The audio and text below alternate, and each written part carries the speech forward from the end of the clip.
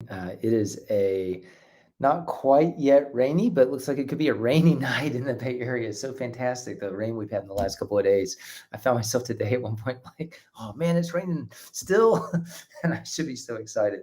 So hope the rain is treating you well. Hope you're not having a power outage. We have had some, not right now, obviously, because I'm able to broadcast. So the 10-minute Bible study tonight is on Matthew chapter 15, verses 29 through, what is it, about 39 or something like that. And it is the feeding of the 4,000. Matthew tells the same story, or I should not say the same story, a very similar story one chapter earlier in the feeding of the 5,000, Matthew chapter 14. And so you have to ask yourself, why tell both stories? And so I'm going to read and then share some thoughts as I read and some thoughts at the end. And then, as always, the 10-minute Bible study is intended to be kind of a primer so that you can join at 7 if you would like for discussion, or just use this as a Bible study, or email me questions, comments, comment on the YouTube video or the Facebook video, share them, whatever you want to do. I would say this before I get started, is that I want to make sure everybody knows that this year, Halloween is on a Sunday. So New Life is going to have a lot of fun with that. I want to encourage folks to come to church dressed up, plan to go out to lunch and then come back to church, at least for the English service. Because then at 1:30, when the Spanish worship concludes, we will begin a sort of a Halloween festival where there's going to be all kinds of fun, art projects, photo booth, candy and trunks, pie the pastor. As I reminded the congregation at one point, there's more than one pastor in this church. That doesn't mean just me. But if you're going to pie me, that's all cool because I love pie. But that's October 31st from about 1:30 until 3. So come out for that, invite friends, bring your neighbors, whatever. It's going to be a lot of fun.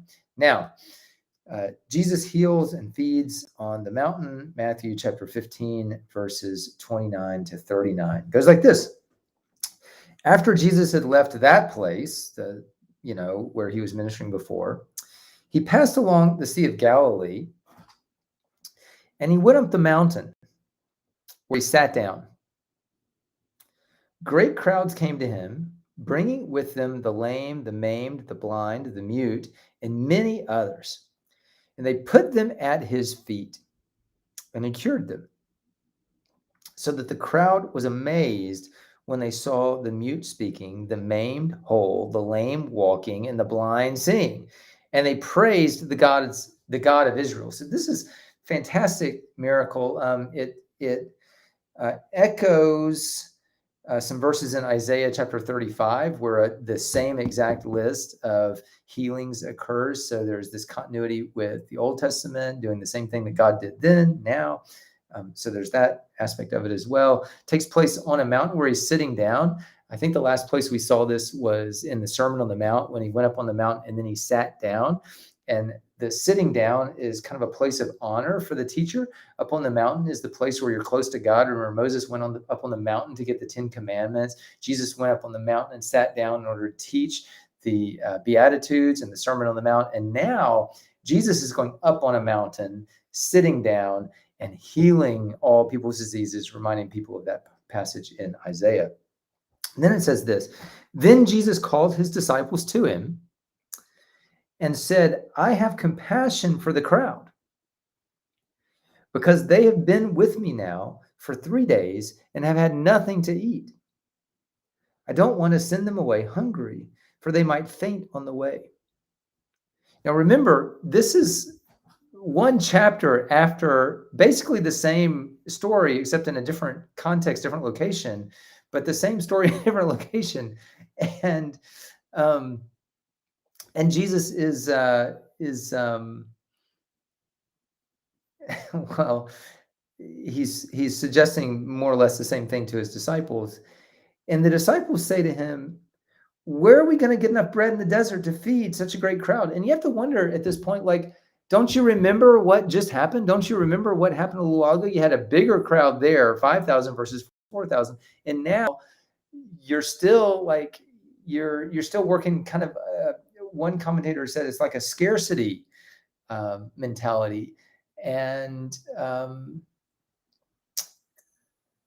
scarcity versus abundance. And I think, we do that sometimes. We get into situations and we want to be compassionate, but we're nervous about it because we're afraid if we use all our resources here, we won't have any for the next person. Churches are notorious for this. Oh, we'd like to do this ministry, but we don't have enough resources. And I've heard a number of commentators point out, and I have to admit I'm nervous about this kind of teaching because I think it gets so close to prosperity gospel, but I think it's a little bit different than prosperity gospel. The idea that if you use what God has given you faithfully,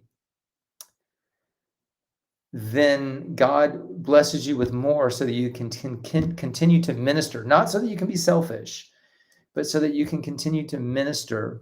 And that's an abundance mindset. Like, okay, God has given us this. We don't have to protect it. We're going to use it because we believe that God is the giver of great gifts and will continue to provide for the ministry to which God has called, rather than the scarcity mindset that says, oh, the budget's tight. There aren't enough people. There's not enough money. So we're going to shrink the programs. We're going to hold on in the bank to what we have because we're afraid that tomorrow we may not have. And that's a scarcity mindset. I don't think the Bible supports that. I don't think the Bible supports a reckless abundance mindset. But there is this sense in which if you use what God has given you and you do the ministry that you're able, that God at least sometimes provides miraculous amounts. So Jesus, again, he's motivated out of compassion. It talks about his compassion. And then the disciples express a concern about scarcity. And then Jesus asked them, verse 34, how many loaves do you have? And they said, 7 and a few small fish. Then, ordering the crowd to sit down on the ground, he took the 7 loaves and the fish, and after giving thanks, he broke them and gave them to the disciples, and the disciples gave them to the crowd. So it's reminiscent of the Lord's Supper. And all of them ate and were filled, and they took up the broken pieces left over, 7 baskets full, which is probably a symbolic number. Those who had eaten were 4,000 men, besides women and children. And after sending away the crowds, Jesus, got into the boat and went to the region of Magadan.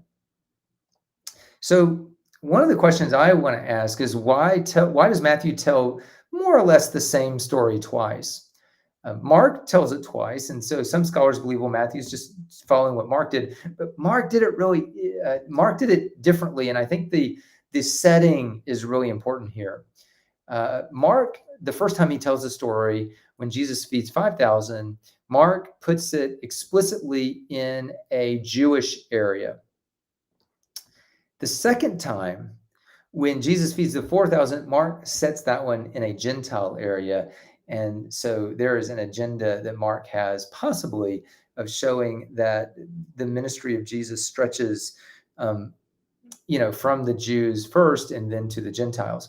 Matthew's not explicit about that. In fact, Matthew situates the feeding of the 4,000 in what we would assume is a Jewish area, even though he doesn't really seem to care about that.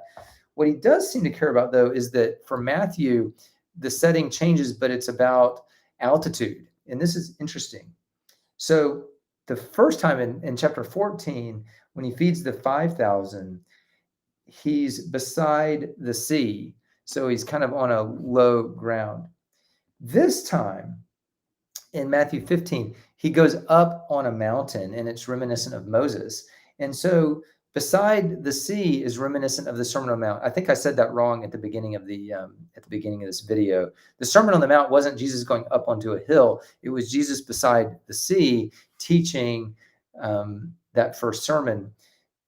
Now he's up on a mountain, and it's as though there's these two different kinds of things. What was I going to say?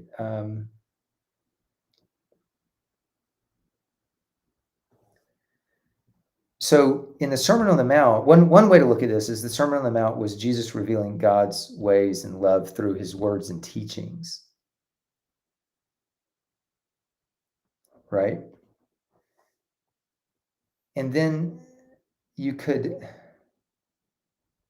you could see the going up onto the mountain as teaching God's word through deeds or teaching God's ways through deeds.